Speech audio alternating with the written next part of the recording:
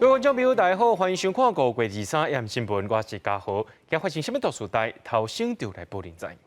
节目一开始，赶紧来关心咱国内疫情消息。国内伫今仔日的本土病例超过66000例，其中中重症的有173个，死亡个案有40个。这死亡个案内面呢，有一个是1岁，另外一个是3岁查甫囡仔。这1岁迄个伫咧困中昼时阵，却困一个叫袂精神，送病院了后也是救无回来。目前采检是阳性的，伊也是目前国内上届细汉的死亡个案。新冠本土疫情连续4天新增加病例数降低，23拜一全台湾新增加66247个本土病例，也是以新北市新增加15000外例上济，过来是桃市8000外例。暗过刷出现黄金交叉，高雄市新确诊病例数头一遍超过台北市排第3，另外中重症个案新增加173例，死亡的有40例。40位死亡的确诊个案里面，37位有慢性病史。那15位是没有接种过1剂的疫苗，那其中总计有27位是未打满3剂的。值得注意的是，死亡个案有2个细汉囡仔，一个是3岁查甫囡仔无慢性病史，5月中发烧就医采检了后转厝观察，无想到隔天又搁发烧到41.3度，规个毋知人去紧急送医，结果因为脑炎并发心经性休克死亡。另外一个是1岁的查甫囡仔，也无慢性病，进前伫厝的困倒，因为昏去叫袂精神，紧急送医，结果也是救无转来，死后所验出新冠病毒。这是今年本土死亡病例中年纪上少岁的个案。经过法医的相验之后，判定的一个死因呢，是因为在医院这边急救过程中检验这个 COVID-19 的 PCR 是阳性那 CT 值是9点多所以目前判定的死因还是新冠肺炎。根据指挥中心统计，今年累计已经有1293000多人感染，其中轻症也是无症头较济，占99%。不过也是有少数确诊的人破病了后，真紧就无命，平均差不多4天外就过身，3天内死亡占47%。为着让确诊者快速领到药降低死亡的机会，陈时中再次强调，上紧这礼拜就会宣布开放全面适用快筛阳性就当作确诊。领体检站就会转型做领药站。我们在快筛这边来走一个病人，大概可能是5分钟就可以完成。那如果在领药诊这边，可能要花15分钟到半个钟头。那未来在 PCR 的部分，当然就会相对的减少。那领药的相对会变多。陈时中强调，目前全台湾差不多340个 PCR 采检站，未来新制实施了后 ，PCR 需求就会减少，领药的人会变较济，需要的人力配置也无同。听后所有的配套拢清楚就会开始来做。若是口服抗病毒药物，毋是所有确诊者拢爱食。若是有癌症、慢性病、BMI 比30较大，这12项条件符合其中之一，经过医师评估了后，才会开药记者综合报道。国内疫情当日均价有愈来愈侪囡仔确诊，大部分拢是轻症的。不过，若转做是重症，这恶化情形就会真紧。根据指挥中心统计，目前国内有14个囡仔重症，其中有6个出现脑炎。指挥中心表示，甲附近的国家来比是真悬的，真有可能是遗传代谢，也有环境这寡因素所造成。根据指挥中心的统计，即阵国内总计14例儿童重症，其中有6例因患脑炎，包含台南10岁查甫囡仔无慢性病史，不过为着了后合并缅北性的脑炎，除了发烧、需急救紧，也疑似出现幻觉。讲病所有妖怪，主要因为脑水症伤严重，第18抢救不治死亡。热性痉挛通常是发生在5岁以下，所以如果5岁以上、6岁以上，这小朋友还会有抽筋，这是不太正常的。开始出现一些意识昏迷、嗜睡，或者是说胡言乱语，像这个病人这样胡言乱语、乱说这个奇怪的、听不懂的像这样的状况，千万要很小心。国内新冠肺炎囡仔若怀着不幸变做重症，病情发展就会真紧。目前观察到有这个脑炎、儿童脑炎比较增加的地方也就只有香港跟我们，然后邻近的日本、韩国似乎没有看到类似的一个报告所以是不是说跟我们这个华人的遗传或者是代谢等等这些有关的一些部分，或者您提到的环境因子，这种都是有可能。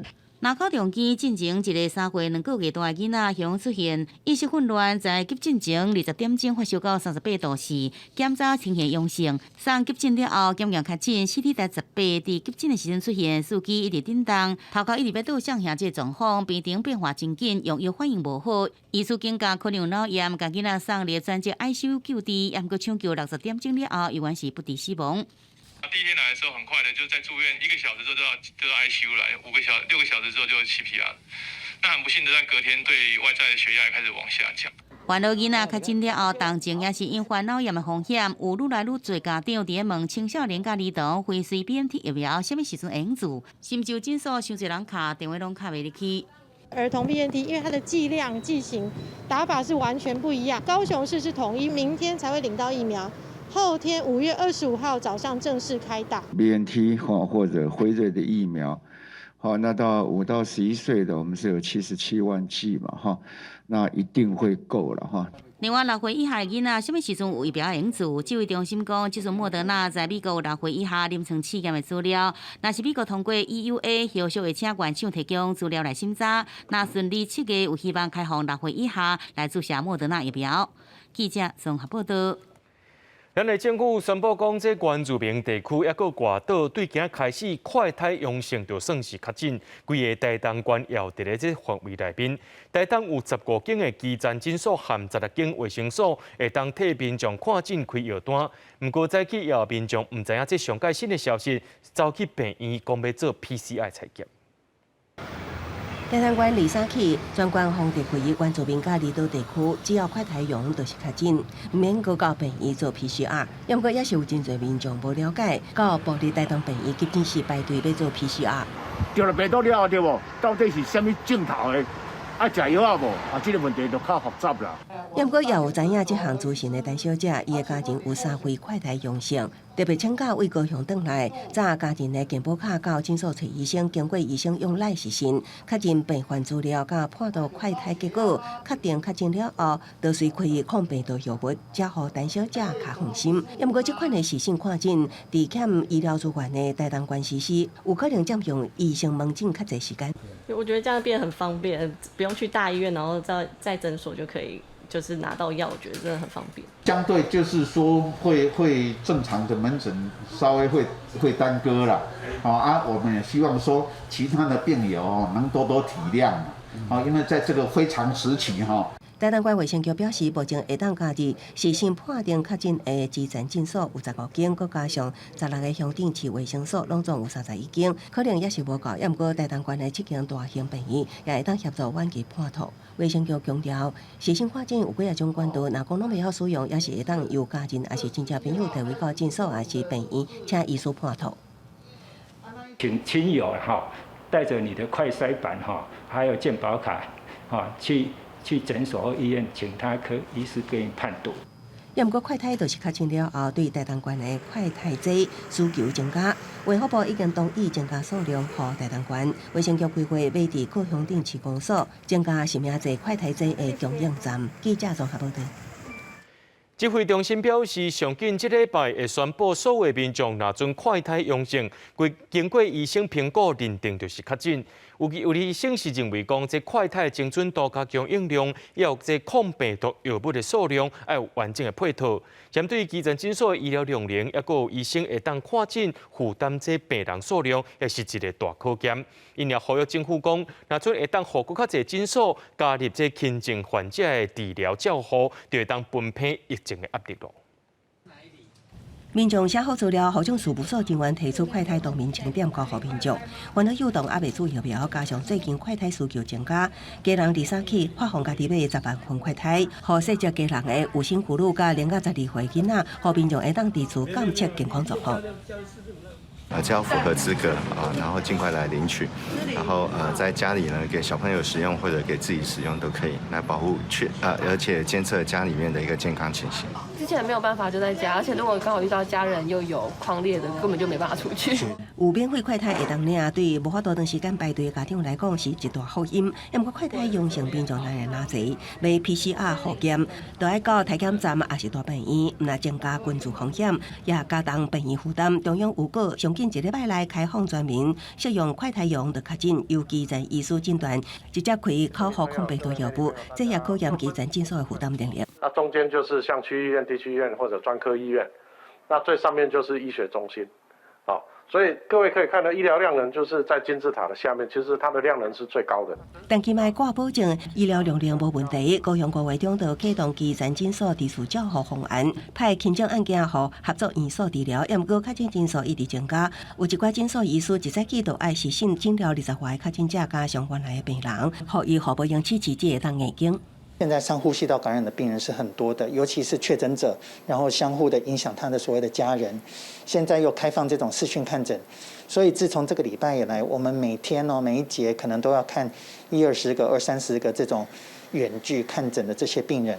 高雄目前到地治疗也是自主照护的基层诊所也无算多，会造成部分诊所爱负责较侪的个案。虽然高雄市府当甲各诊所协商平均派案，不过医师也希望政府会当说服更较侪诊所加入，安尼才会当真正分散医疗负担。记者综合报道。第75届世界卫生大会 （WHO） 支持伫咧瑞士要召开会议。台湾虽然无受到邀请，不过咱的政府有关有组成世卫行动团，争取和各国进行双边会谈，包含卫福部处长李丽芬和这立陶宛的卫生部23拢伫咧推特顶头发文，拢有讲到台湾和立陶宛当咧讨论健康合作的议题。咱台湾和立陶宛除了讨论到健康合作议题以外，而且也拢同意双边合作，会促进更较健康、更较友善的人类社会。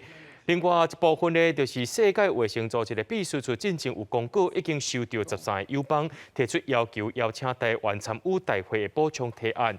不过，根据到路透社上最新的报道，这世卫大会已经决定拒绝台湾申请参与案，无立即去正式议程。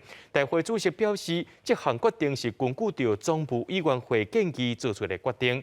总部委员会伫咧礼拜的闭门会议讨论过这个提案。中国驻联合国日内瓦办事处大使陈旭表示，台湾参与世界卫生大会政治和法律基础是无存在的。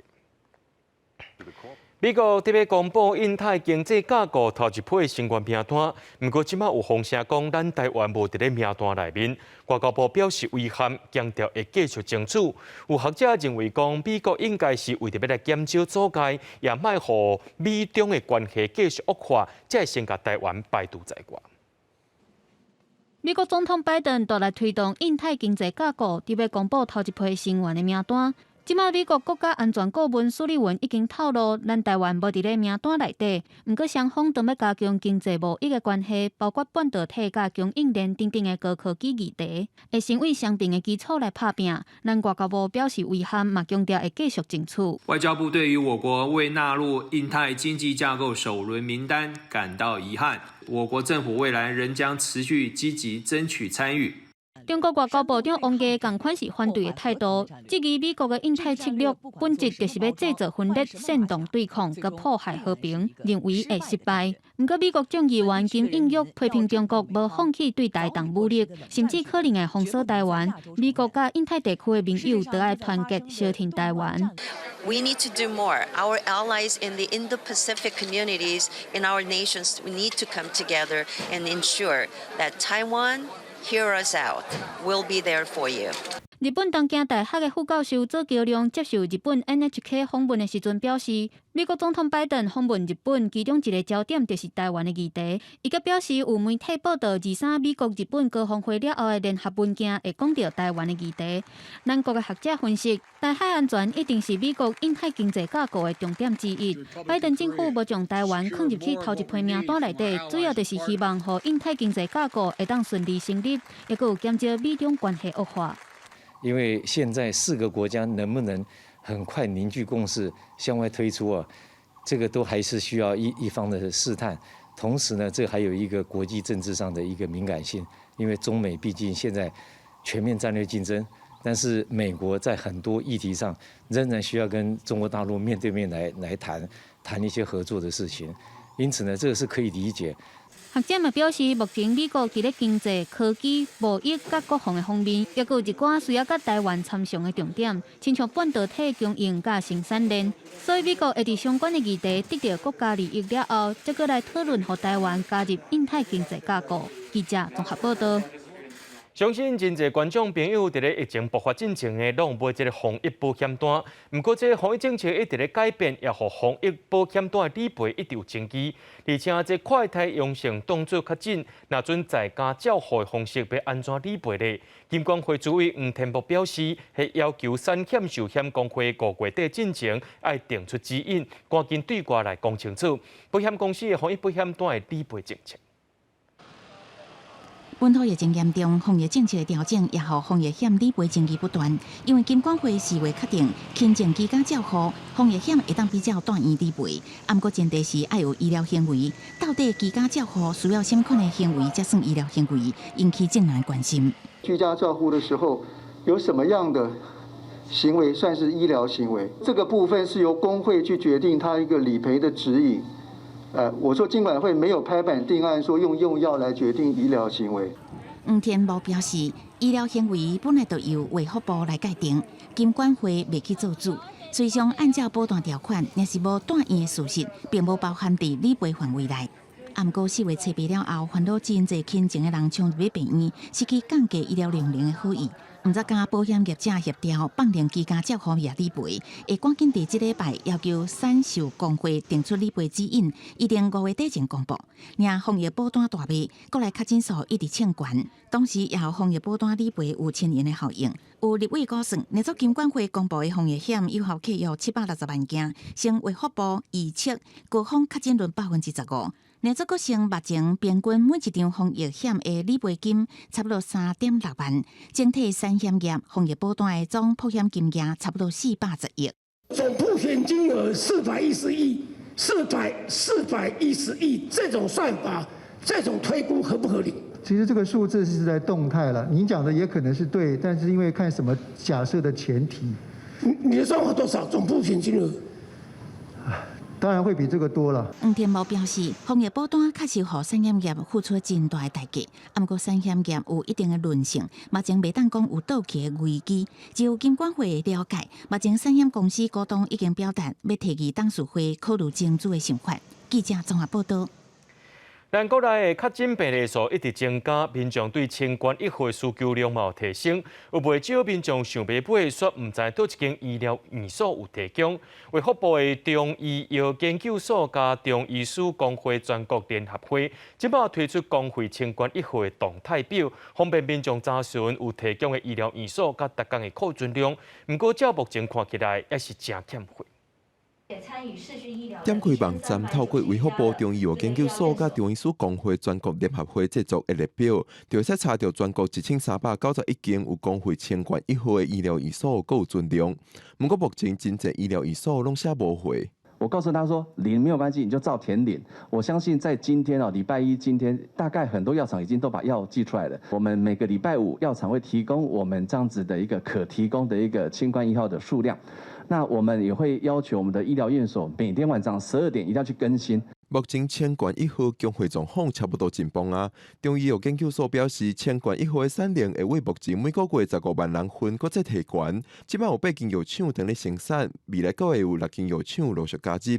我们大概可以供应15万人次的这个5天疗程的这个治疗的内容，那看起来数字是可以往上提高到20、30万左右啊。他们这个产能在投入之后的产能，在下个星期应该陆续会补上来。本土确诊数增加了后，清冠1号需求增加，市面上出现号名清冠茶包、类清冠等等的商品。卫福部中医药师表示，这都不是真正的清冠1号，针对其中可能有违法制作的情形，会加强调查处罚。记者郭稳定由凯台北报道。受到疫情影响，这旅游业的营收也是真凄惨。连最近这5日这连假伫要来啊，国内旅游团也是拢无人去报名。不过，即摆有一个未熟的航空公司台湾虎航，认为台湾后半年的旅游市场会变好。今仔日就宣布，这冬季航班开始卖，出国一逝路上续变到800块。2020年3月18，台湾虎航宣布全线停飞了后，但798天，将有重回国际旅游市场。要在本礼拜3、25早起10点开始卖2022年冬季航班，更加推出全航线单程无扣税计价798块起，24小时限时抢买。不过，多数民众认为，就算计价安怎收，今年原是出国的好时机。不会很贸然就。一开放就去抢，以国内来说，现在出入可能都还需要隔离，那它相对来说那个成本就会很高，所以也会担心说自己会不会虽然出去玩，然后抢这一波便宜出去玩，但是结果回来的话带什么病毒回来之类。如果还有第二波或其他公司类似的活动，我可能就会考虑。台湾虎航表示，欧美各国边境已经慢慢解除禁令，日本、韩国也开始放松入境的限制。台湾这阵防疫政策也走向加边岛来强存，那7、8个边境解除禁令，无排除提前来卖热天的航班。如果他调到剩3天或者不用隔离了，那我们就开始把8月、9月、10月第3季的是否还有机会再补一些班，让客人可以提早出国旅游。不过本土疫情严重，在疫情指挥中心爱做3档，才使出团了后，观光旅游业对4月下旬到即阵生理真凄惨。最近5日做年假，国内旅游团员工全部话停，希望政府能救助。几乎是零，这是我们最担忧的问题。禁止出团的状况之下，当然这个更需要政府对于这些被限制的行业，薪资补贴是至少能够算是一个燃眉之急的一个做法。旅游业者表示，这阵观光局对着特色的旅游，每团补助2万，不过本土疫情严重，根本无得出团，所以讲提不补助。希望政府重新启动纾困，若无便等到边境开放，国内业者恐惊面临全军灭亡的命运。记者综合报道。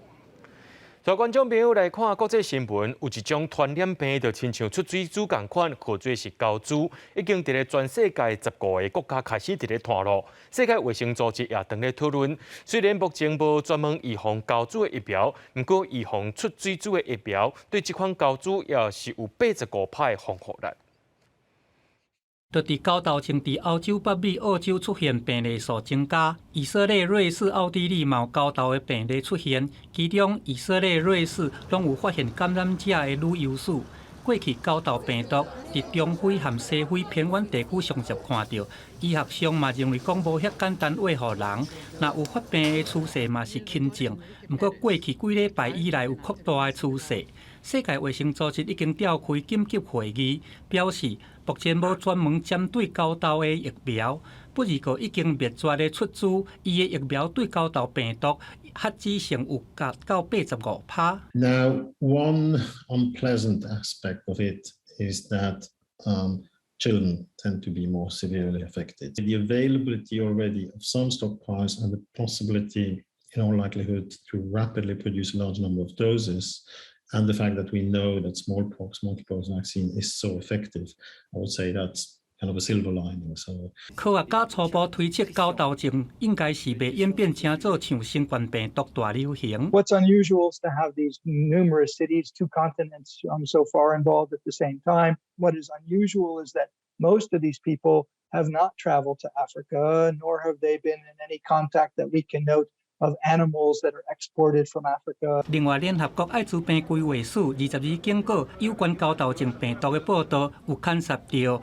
种族主义甲恐同言论，毋但污名化严重，嘛受到日益严重的疫情，互当局带来更较大的影响。法新社报道讲，艾滋病规划署表示，最近爆发的9道症病例有一大部分是发生伫男性、同性、双性性行为的身上。不过嘛，补充讲，上届有可能烧话路线是和9道症的人有身体接触，任何人拢有可能会受到影响。呼吁唔通污名化 LGBTI 人士。公司新闻黄云玲编译。伫咧美国东岸的麻州，有一寡城市气候是反常，最近温度拢超过35度。另外，伫北边的加拿大、安大略和这魁北克，这2个省内所就要面对12级的飓风侵袭，有几落10万户也搁伫咧停电。另外，伫南亚的孟加拉加、印度东北边，这季节性的大雨造成严重水灾，2个国家加起来上无有60个人死亡。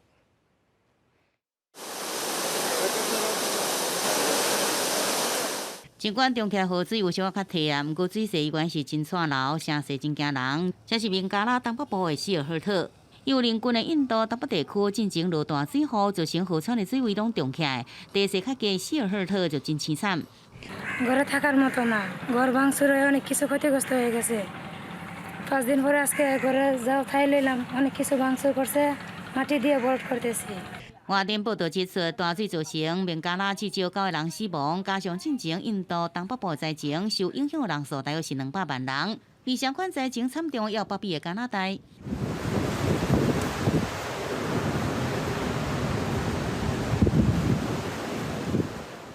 时速130公里，相当12级的飓风扫过加拿大安大略甲魁北克2个省，尽管雨量无伤大，不过强风造成几百基的电火条啊、甲高压电塔倒去，输电网络强要无头至zat上海时阵有55万户停电，到台湾时间23要35万户无电通用。继着五大湖的国界，南边的美国东花是面临提早来临，而且破纪录的高温。根据当地媒体引用的气象资料，满洲瓦海波士顿21的气温达到华氏88度，相当摄氏31度外。当地顶摆达到这个纪录是在1975年，离海较远的其他城镇甚至热到35度以上。不过，位在洛基山脉较悬所在科罗拉多州，顶礼拜才经过摄氏30外度的高温。不过，拜六期间气温快速下降到个位数，部分的所在甚至挖近0度。对首府丹佛到人口不满1万人的小镇贝利，真侪所在积雪达到30外公分到60公分。公视新闻徐嘉玲编译。北韩官方媒体伫礼拜报出领导人金正恩退任夫人的画面，王姓者是87岁人民军元帅贤德海。贤德海是金家王朝3代老臣，伊要负责培训金正恩做接班人。报道指出讲，伊是骨类器官衰竭来过身，不过有人认为讲，这有可能是感染到武汉肺炎了后引起其他病症煞来死亡。总理上为伊无挂嘴暗的金正恩表情悲哀的走向棺木，家己光挂队伍。北韩官方电视台礼拜日播出这段罕见画面，不过到底是啥物人会当互金正恩亲自光棺护送？当然是伊的文书国防省做顾问，人民军元帅贤德海，伊历任北韩劳动党政治局委员、中央委员会委员、中央军事委员会委员等要职，是北韩人民军的核心人物。2011年，金正恩上台之前，捌负责培训伊加做接班人。辅助金家3代功劳真大，早到传出伊因为多重器官衰竭过身，享受87岁。金正恩随即以高规格为伊举办国葬。当贤德海的棺木送到墓园，将要入土的时阵，金正恩无用山挑，直接扶落来，用双手捧起土，压伫棺材顶，最后也依依不舍抱着墓碑，泪头哀悼。伫前几天，金正恩看贤德海遗容的时阵，也忍不住流目屎。最近北韩连续传出高官破病过身的消息，伫贤德海进前，另外一位东国大佬杨恒石13因为脑血管脱掉过身，享受96岁。分析指出，贤德海、杨恒石真有可能因为感染新冠肺炎引起各种并发症死亡。北韩一直到这个月初才承认爆发欧盟疫情，自4月底以来，累计有281万人发烧，68人死亡。这2天虽然单日增加发烧病例已经连续2天降到20万以下，也毋过北韩欠体检设备甲疫苗，也拒绝多数外国的援助。有专家认为，金正恩以高规格国葬礼遇过身的老臣，也可能有安大民心的用意。公视新闻张惠敏编译。乌克兰总统泽伦斯基当日拍拼外交，争取支持23参加世界经济论坛视讯会议。波兰总统杜达访问基辅，对乌克兰国会发表演说，表示会挺乌克兰加入欧盟。另外，乌克兰社搁再强调袂接受挂土地停战协议。波兰总统杜达日是俄罗斯入侵以来头一个亲身去乌克兰国会演讲的外国元首，得到议会站起来拍扑啊欢迎。杜达答应全力支持乌克兰加入欧盟，强调敢若乌克兰有权决定家己的未来，更加支持用各个冻结的俄罗斯资产来协助乌克兰重建。Naszego sygnału otwarcia europejskich drzwi dla Ukrainy jako państwa, dla społeczeństwa Ukrainy, które chce. W Europie w ostatnim czasie pojawiały i pojawiają się także niepokojące głosy z żądaniami, żeby Ukraina uległa żądaniom Putina. Chcę powiedzieć jasno, tylko Ukraina ma prawo decydować o swojej przyszłości. 杜达表示，乌克兰的局面已经成为全世界形成甲价值观的一大考验。进前欧盟当量级的成员德国、法国明白表示，虽然扣人侵犯，乌克兰也是要用15至20年才当加入，因为俄罗斯加强对东南部的攻击，乌克兰对俄罗斯的立场也转较强硬，拜登恢复停战谈判，并表示未接受任何有关割让领土的协议。泽连斯基继续加强外交宣传，呼吁国际提供更多军火，接受乌克兰赶紧加入欧盟。Готуюся розпочати новий тиждень такої максимальної дипломатичної активності в інтересах нашої держави. 全球政商头人组织的瑞士达沃斯世界经济论坛23开幕，这是乌克兰外交的新舞台。泽连斯基迄天会参加视讯会议，为达沃斯乌克兰之家开幕。这是为国际支持者所设立的特别论坛。另外一方面，俄罗斯政经界人士这届完全无来，较早俄罗斯之家改做俄罗斯战争罪行之家。公司新闻是会长编译。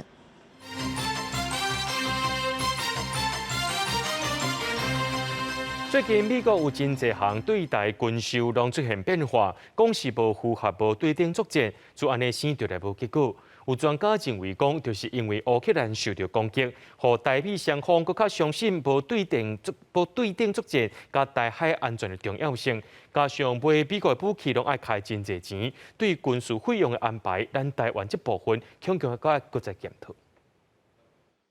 美国拜登政府表达协防台湾的坚定态度，不过进前真侪项对台军售案，M 幺洞高 A6自走炮、反舰直升机加E2D 空中预警机，因为无符合无对称作战需要，发生变化，甚至美台商会为这件代志发函美国国务院，也互外界质疑是毋是牵涉到军火商的利益。国防部是讲，国军武器依照敌情甲咱方战略规划，以国防自主优先，无度家己做，也是需要快速提升战略，才对外采买，无受个别军火商的影响。无法自制或者是需要快速提升战力的项目，才会采取对外采购的方式筹货。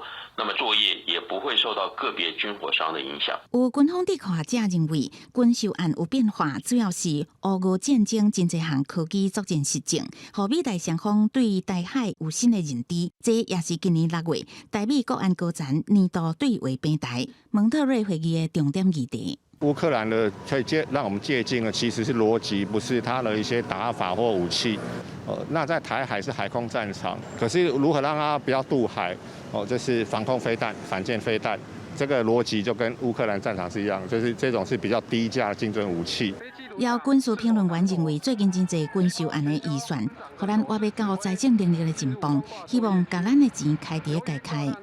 在这个情况下，那我们军方能够再多花到武器采购的这些经费上来讲，也的确相对来说是比较有限的啦。那在这个情况下，那军方其实必须要对现有的资源做更有效、跟更谨慎的运用，这也是事实。根据了解，咱国真侪项重大军事投资建案已经互112至114年度各军种公开预算需求额度，分别超过1119亿、889亿，也加783亿。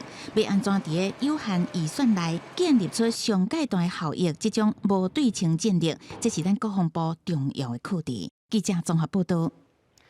美国南加州长老教会枪杀案造成1人死亡、5人受伤，嫌犯周文伟的犯罪动机甲政治受训有牵连，也引起咱国内讨论，敢要针对着这款受训行为犯罪立法加重处罚呢？法务部长蔡清祥强调，会收集外国的立法案例，搁再邀请到专家学者进行讨论。若准现有的法令无够周知，也会当进行立法。另外，主笔代表萧美琴2就出席南加州台湾基督长老教会组织代表蔡英文总统甲因慰问。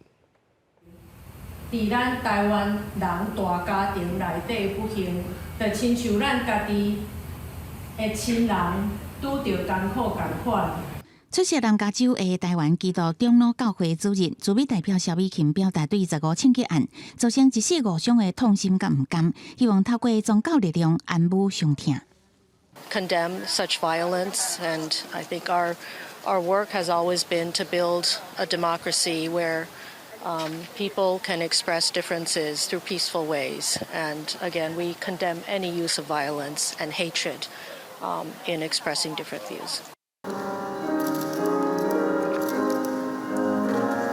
点到垃圾。即表达哀悼之意。副总统赖清德22暗时出席台湾基督长老教会所举办的祈祷会，向无顾性命救人的医师陈达志致敬。包括总统府副秘书长李俊毅、民进党副秘书长林飞环也拢有出席。因为枪击案的犯嫌周文伟正正是亲中团体成员，犯案动机可能当作甲政治受分有关系，所以引起国内的讨论是不是就这类受分行为的犯罪加重处罚。我们可以收集外国的立法例，然后再邀学者专家一起来讨论。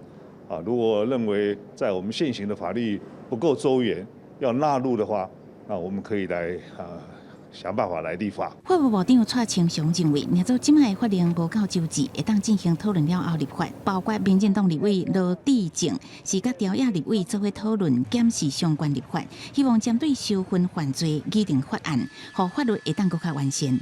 记者综合报道。疫情算当咱国内经济真侪行业拢无成立，经济部有推出行销补助计划，上侪10万块，预算有6亿。到顶礼拜五有6000间业者来申请，不过经济部的网站说讲，这补助款特别清了啊。经济部长王美花表示，会搁再向行政院争取补助预算。不过有立委也批评讲，一寡店家就已经无趁钱，所以爱做行销，对小店家根本无帮助。少了60%以上，因为不能内用啊，都是外带，外带他们都叫外送的，所以我们那个划不来啊。传统面店仔头家还惨生理歹做，本土疫情爆发了后，那人客唔敢入来食，就连早顿去业绩也真紧落波，赚的钱根本无够付店租人事成本，我包括为了市政府哪来那严重？可是还是要做啊，你停下来的话，原本还是都要照付啊。根据经济部统计处公布，4月餐饮业营收620亿，比去年衰退5.8%，继续连续6个月正成长。那随着国内确诊数攀升，对外出购物及用餐转趋谨慎，零售及餐饮业营业额恐将上月减少。国内餐饮业4月营收明显受疫情影响，经济部虽然规划10万行销补助，也毋过业者批评相关补助方案无接地气，对于摊商小店仔来讲，看会到吃袂到。我们可能会需要更多的是，比如说在不用外送啊，或者外带这些方案上的一些协助，才有可能让我们的买气可以继续回升。米大的已经底下经营袂落去啊，你给个拍背子，这些连锁店对他们当然是好的啊。我们现在来申请的小吃店哈，其实占了快一半。重点是后面能不能核销。经济部长王美花表示，到20顶礼拜五申请店家已经6000间，经济部官网跳出经费已经用了，立委批评伤含啊，还未核销已经花无预算啊。第5天的时候，你的官网上面就写了哦，经费即将用罄。我们是告诉大家说，暂时先你同意第5天，我们会再跟争取相关的经费。王美花表示，若行销补助用了，会向行政院争取更较侪预算。另外，资金纾困进行贷款，将伫6月底到期，今时点延，行政院已经立即讨论。记者综合报道。根据教育部的统计，今年大约有24万名的毕业生准备要出社会。不过，受到这疫情冲击，真侪人烦恼讲这头路歹找。根据人力银行的调查，已经有65%的大学生开始找头路，2成已经录取了。这数字是凭这疫情爆发进程更较悬，也代表讲疫情确实有影响到找头路的进度。另外，主计总处再公布4月人力资源的调查，就业、失业人数甲失业率拢比顶个月更较低。个月敢会因为这疫情来有所变动呢？恐惊是要继续观察。祝大家鹏程万里，毕业快乐！得到学士部的毕业生，即要进入人生的新阶段。考虑防疫，台大甲台师大这学校陆续举办实体甲线顶公布的毕业典礼。不过也因为疫情来乱，有不少应届毕业生可能毕业了后，这头路无啥好找。整体来看，其实受疫情影响，现在目前有找到工作的这个新鲜人，可能大概也是在20%左右，也就是1/5出头一个情况。相较于疫情前都有超过1/4的水准，其实还是略有一些这个差距。人力银行调查，应届毕业生想要先吃头路，有将近65%开始找头路，这比前2年要疫情发生进前拢较多。而且个找头路人内底有超过2成得到企业录取，虽然比前2年较悬，不过拢无超过疫情发生进前的数字，凸显疫情冲击具有这个进度。像餐饮业啦或观光业这边的这个减少状况是比较多的。这个航空业的一些空服员的工作，其实前一阵子已经陆续有释出，甚至有面试的一个这个状况。外销导向的科技业跟制造业还是持续相当缺工的一个情况。伫这时阵，主计总处公布4月份的人力资源调查，4月份的就业的人数、4月的人数，还有失业率，甲顶个月来比较，全部拢呈现下降。初次巡职的部分减少2000，工作场所业务紧缩或歇业的部分减了1000。近期的一个失业情势是属于一个比较稳定的一个状态。资料标准周的一个疫情的一个情形，大概确诊人数大概是500多人到1300多人左右哦，已经开始略有受到一些影响。它是不是后续会影响多大？这个部分我们可能要密切长期的一个观察。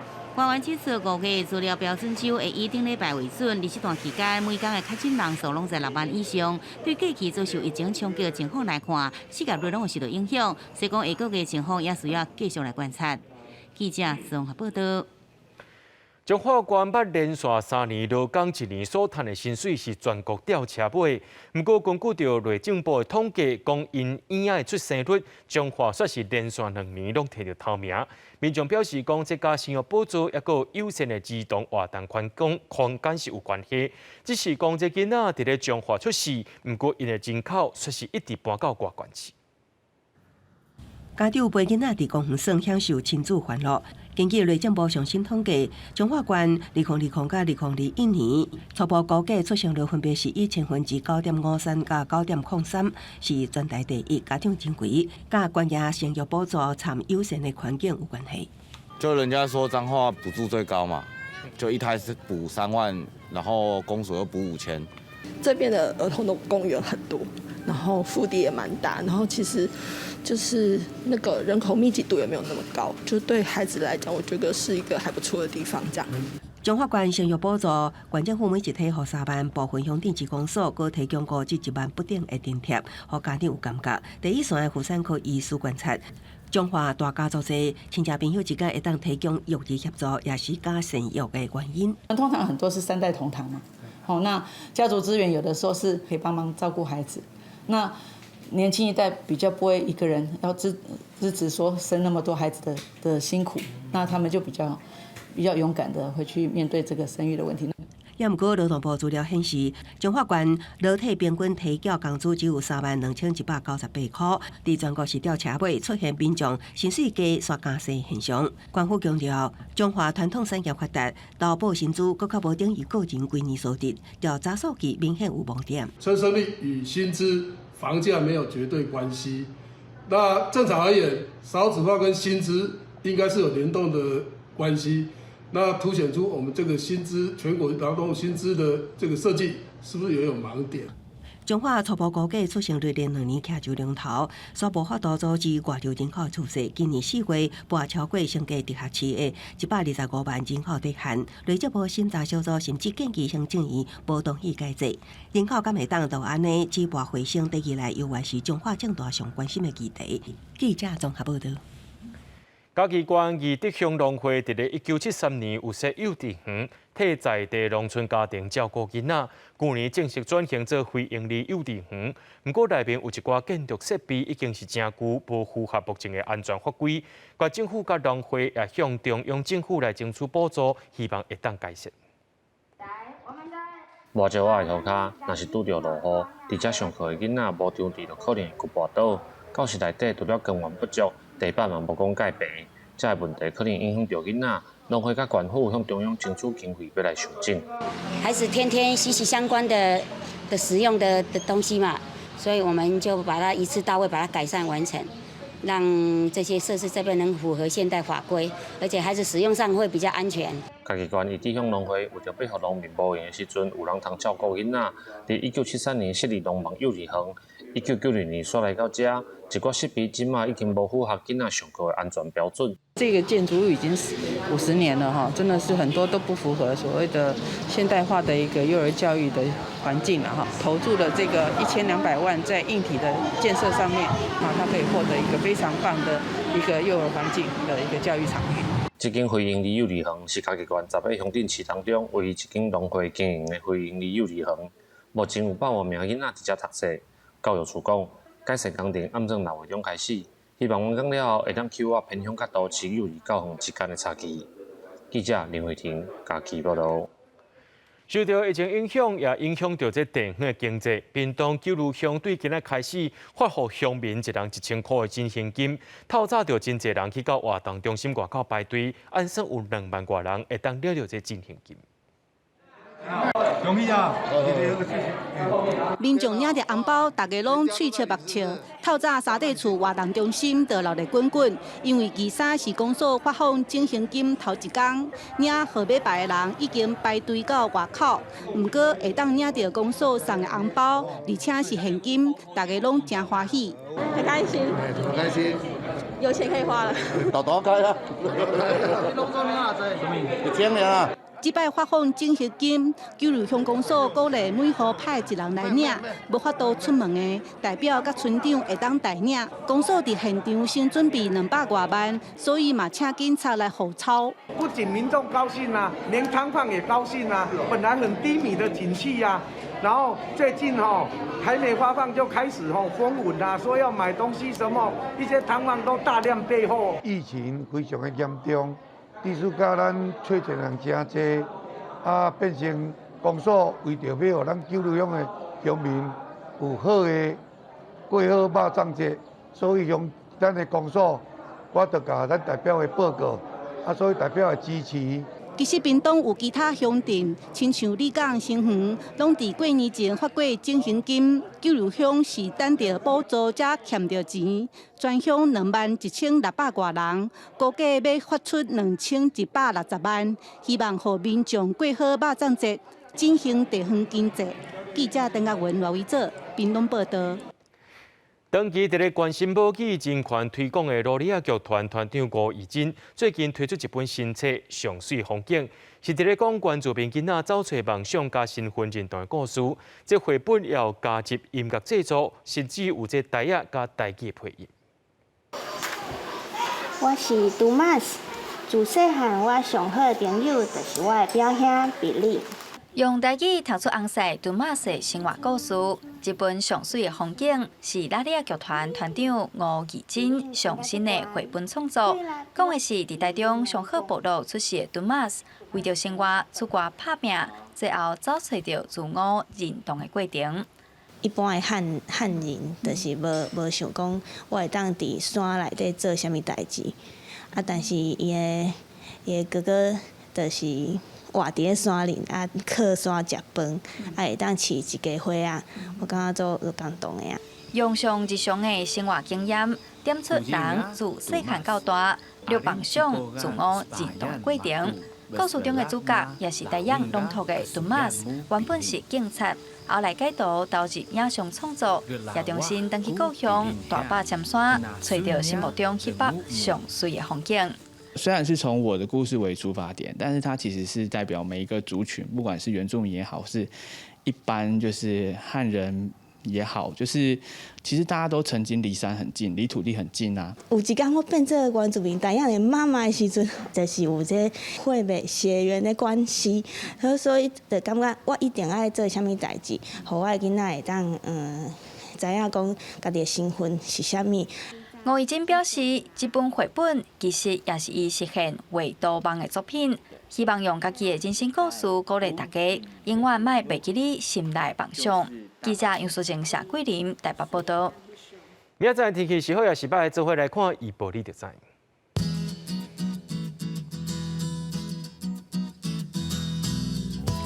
基隆到新竹对22度到27度。苗栗到云林对22度到29度，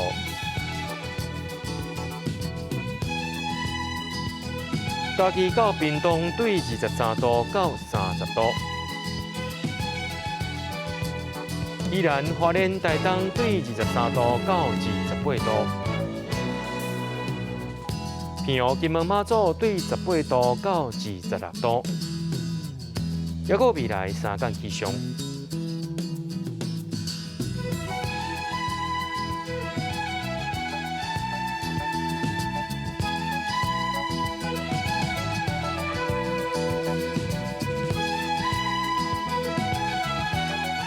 新闻最后，感谢各位观众朋友收看今日AM新闻，我是嘉豪，明仔载同一时间咱再会。